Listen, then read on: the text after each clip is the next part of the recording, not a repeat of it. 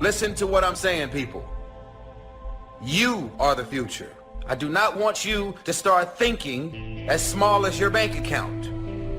Be obedient to the visions, the ideas. Move on them. Out of sight, out of mind. It's grind season, it's hustle season. I need to awaken the beast inside of you. If you make it to the end of this video again, I want you to write, the world is an empty canvas waiting on new thoughts to think. And it's on us to create those thoughts. It is your responsibility to be obedient to God's visions. How dare you have God to send you a vision and a thought and an idea, or show up and reveal these things and ideas to you in your dream. It can be you writing a book. It can be you with all of your arts and crafts and designs. It can be you with sports. What are your visions and ideas that God has sent you? What is it? What's taking you so long to move on it? Put your money together. Budget your money. Make the move. Make the move. Just do it. And guess what? If you hit a wall, get your ass back up and keep going. I've made it this far from hearing way more no's than I've heard yeses. But I'm not afraid of the word no.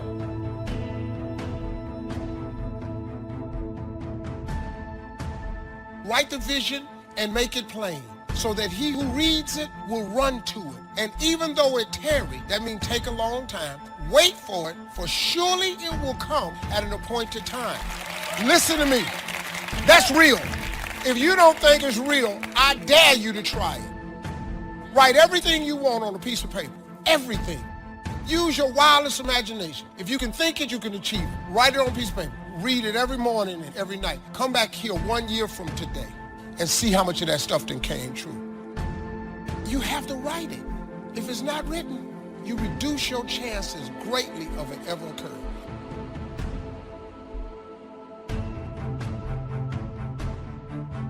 Nobody's gonna come knocking at your door with opportunities. You gotta create them. Out of sight, out of mind. We talked about this before. Out of sight, out of mind. No one will ever have you in mind for anything unless you have yourself in mind for it. Get on people's radars. That's it. Gotta interact, socialize, get around the right people. Out of sight, out of mind, people. I can't tell y'all enough. What is the plan? Any man with no plan shall perish.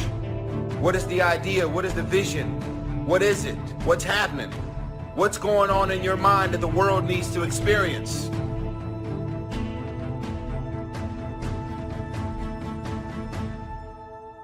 One underneath the other.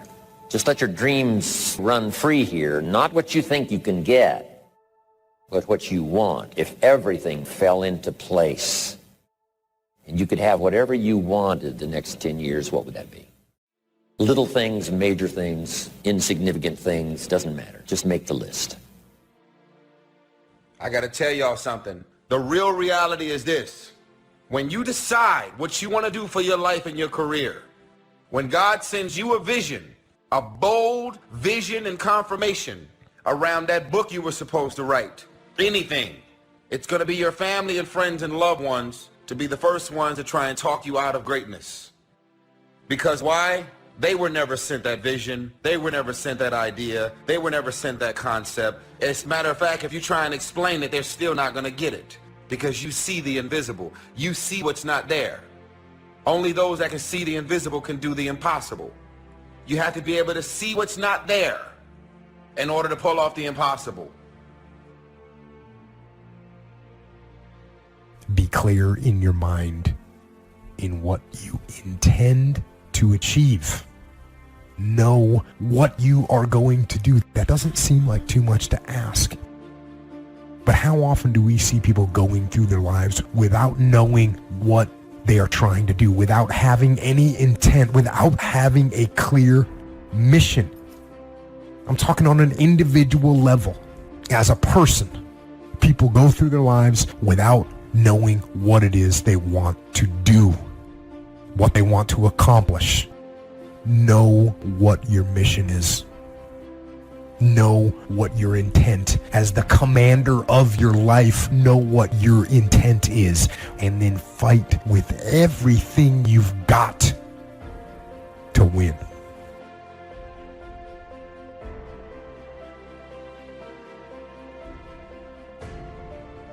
Three major parts to personal development. Number one is physical part. Part of success is physical. Some people don't do well because they don't feel well. One of the first things to go to work on with intensive effort, and that's your own good health. Because a lot of things come from that. You know, the future possibilities could be greatly diminished by being lazy in producing maximum health. If you'll take care of that as a support system, you can't believe what else is possible. You can't believe what the mind can think of. You can't believe your imagination and your faith and your ability to say, hey, I'll go to work and produce the muscle to do the deal. Why? I'm healthy, I'm vigorous, I'm vital, I'm not out of breath. But sometimes, you know, when all these ideas and stuff comes and, you know, you're a little bit too weak to even attempt, you say, oh, I'm not sure I can do that. The doubts sometimes are more physical than they are mental. You haven't got the vitality to believe it's possible. But if you've got the vitality and the strength and you've got the health to do it, I'm telling you, ideas seem to love to be invested in healthy people that have got the ability and the ambition to pull it off. They got the health to do it. They got the strength to do it. So why not start with the health and see if your own vitality would inspire you to more imagination? Because now when you imagine, you can pull it off. But if you can't pull it off, you know, why imagine? The imagination says, why to go to work and spin all these goals and stuff when the body isn't ready to produce? So start with physical. It's very important. Now here's some good ideas. There's scripture that says this, treat your body like a temple. Excellent phrase. A temple meaning something you take extremely good care of. Treat your body like a temple, not a woodshed. Here's why. The body and the mind work together. The body and the physical and the health is a support system for the mental that can dream, that can think, that can ponder, that can wonder, that can design, that can believe, that can have the spirit and all that's possible in terms of emotional content. But now, since the mind and the body work together, you got to take care of the body as a support system. One wise man said sometimes the spirit is willing, but the body is weak. See, that's a sad combination, a willing spirit and a weak body. Sad. You wake up in the morning, right? The mind says, let's go get him. The body says, I can't even get out of bed. So have a talk with yourself and say, this is the last time I'm going to be out of breath. This is the last time I will lack the vitality to pull off my dreams. Because sure, the dream factory will shut down if you haven't got the vitality and the energy and the health to pull it off. So start taking care. Now here's the key to be conscious of self, but not self-conscious. You just got to take care of it. You don't have to be a fanatic. It doesn't take 8 hours a day pushing weights to have relative good health. Just do the simple stuff, the exercise and the nutrition and the health and just do the stuff. You know, for normal pulling off with vitality, the dreams that you want, just a simple little plan will do. Now also part of the physical is the outside as well as the inside. Interesting phrase written. It says, God looks on the inside, people look on the outside. So you got to take care of both. The inside for God and the outside for people. What's the old phrase? You never have a second chance to make a first impression. So the outside appearance is also valuable as well as the inside vigor and vitality. Somebody says, well, people shouldn't judge you by your appearance. Let me give you a clue. They do. You can't bypass that. Now, of course, when people get to know you, they'll judge you by more than just how you appear. But physical, outside, inside. Here's what's good advice. Make sure the outside is an excellent reflection of the inside. Take care of both. So first, in personal development, on these three parts is physical. Here's the second.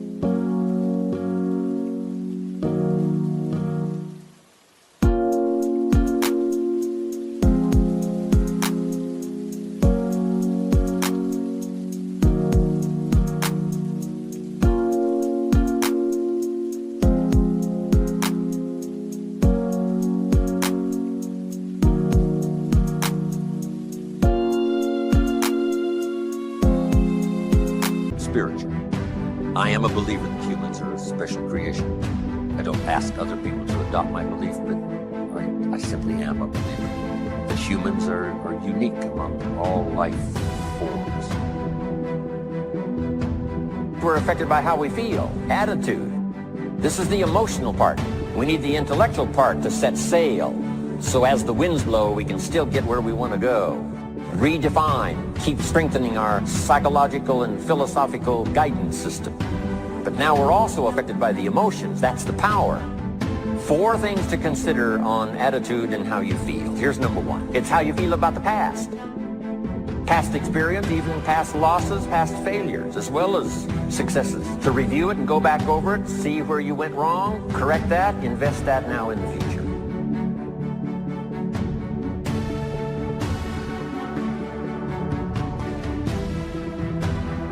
Don't live in the past, and don't carry the past around like a burden, but simply use your past as one of your mentors to help refine mistakes, make some changes that you can invest now in the future. Here's the second attitude. It's how you feel about the future. We look back for experience, but number 2, we look forward for inspiration. Take some time and decide what you want. Where do you want to go? What do you want to do the next 10 years, 20 years? How about the people you want to meet, the cities you want to visit, experiences you'd like to have over this next period of time? Here's the next key. Write it all down. Building a life is like building a house. You wouldn't start building the house until you had it finished. So I'm asking you not to be casual anymore. Start designing the future for yourself, for your family, for your business. Okay? Decide what you want. So from the past we get experience, from the future we get excitement. Now here's the next advice. Put everything on your list of goals. Little things, insignificant to someone else but important to you. So set goals. Set the goals that'll turn you on, goals that'll get you excited. Put everything on your list. Now, here's the next attitude. It's very important how you feel about everybody. If you want to be a leader extraordinaire, here's what you learn. Each of us need all of us. One person doesn't make an economy. One person doesn't make a symphony orchestra. Each of us need all of us, and all of us need each of us. Each gift is important as we bring it to the table, as we bring it to the community. Now here's the last one on attitude. It's how you feel about yourself. Nothing more powerful than self-confidence to start multiplying your income by 2, by 3, by 5, by 10. It comes from self-esteem. Doing the things you know you should do, and at the end of this day, your self-esteem is soaring and high. 3 key words. Remember these words? Here they are. Study, practice, and teach. If you are a believer in whatever religion or whatever spiritual part of your program, these are 3 excellent words. Study, practice, teach. Don't neglect your studies on your own spirituality, whatever its origin, whatever your beliefs. Then practice, put it into practice so that, number 1, you become a good role model, first for your children. Then teach, pass it on. You got to pass it on to the next generation and the next generation. What if the next generation gets a little weaker and the next generation gets a little weaker? Now the family foundation is starting to be weakened, which now weakens the nation because the nation is built up of strong family foundations. Now here's the third part. First is physical, second is spiritual, third is mental. Some key phrases on the mental part. First, the mind must be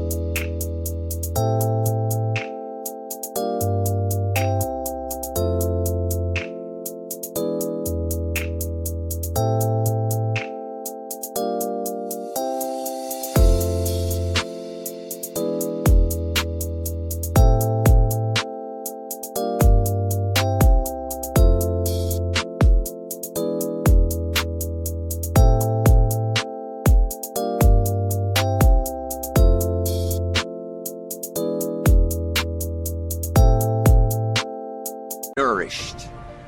Food for thought. Bread for the head. Yes, you need a slice of toast in the morning, right, for your body, but you need a slice of cassette you put in the car system and listen and listen. Let something feed your mind. Here's what I teach in one of the other seminars on the mind, and that is stand guard at the door of your mind. Don't just listen to anything and everything.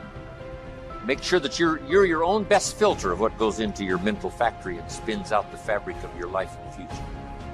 Stand guard at the door of your mind. Spend time. Be a selective listener. But you got to have a good diet, a good mental diet.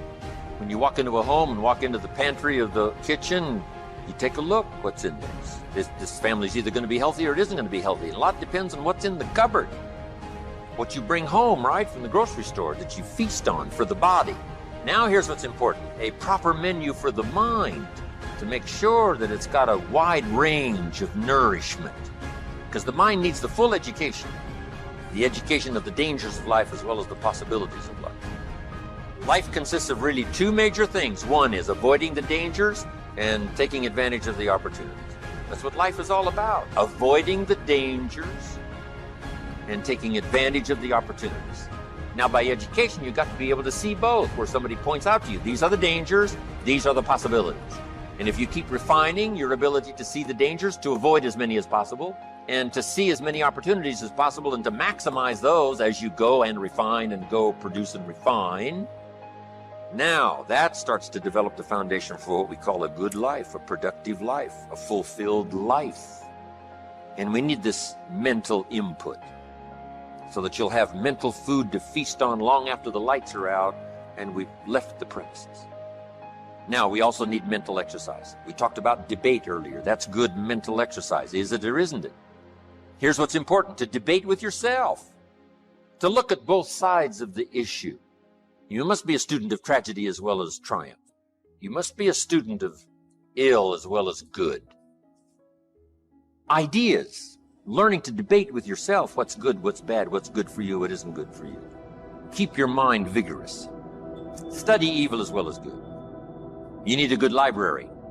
And in this library, you need all kinds of diversity. You need a book on Gandhi and you need a book on Hitler.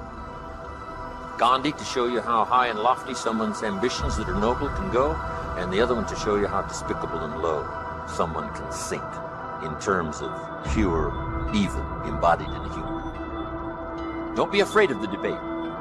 Don't be afraid of the health debate. Don't be afraid of the religious debate, the spiritual debate. Don't be afraid for something you believe in to be challenged, because that's where the vigor and the flourishing of something is. It survives the debate. If it survives the debate, it's a pretty good idea. Okay, mental exercises. So, feed the mind, debate, exercise, a continual diet. You can't go too long in between the classes and the schools and the seminars and the sermons where things are being taught of value. Here's what else is important. You got to go to everything you can afford. Have a good plan, weekly plan, monthly plan to go to a variety of things, go to a variety of things, go to a variety of things. And don't miss the chance. Even if you're involved in a certain company.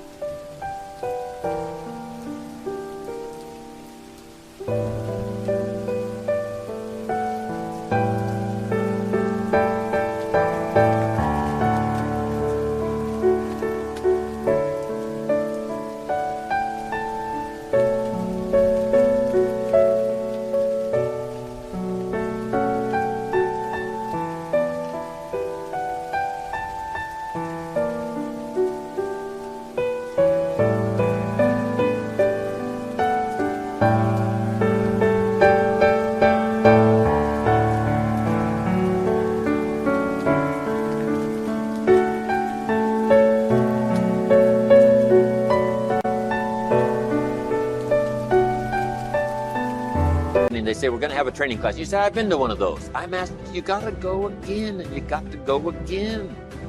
You can't get it all the first time. When they call a little training class, make sure you're there. Here's why. Some of them are going to be life-changing. And you don't know which experience is going to be life-changing. You can't pick the one.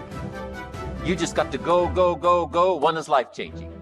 You go again, you go again, you go again. Another one is life-changing. for the people that were there, somebody that you met, something that you heard, and that one was just perfect. The atmosphere was right, the crowd was right, and everything was right, and you'll never be the same again. And you don't know which one that's going to be. That's why you've got to pursue. Go often, have a good plan for the search of knowledge and ideas that can inspire to the best of your potential. If you make it to the end of this video, I want you to write this. The world is an empty canvas waiting on new thoughts to think. And it's on us, creative visionaries. It's on us to create those thoughts. You pop up with the vision and the idea, and everybody monkey see, monkey do. They all fall in line. They want to do exactly what you did. What is that vision? What is that idea that you're sitting on? What is that dream that showed up to you and only you? You have to have everything you want written. If you do not have it written down, your chances of it happening is reduced drastically because it's a principle of success.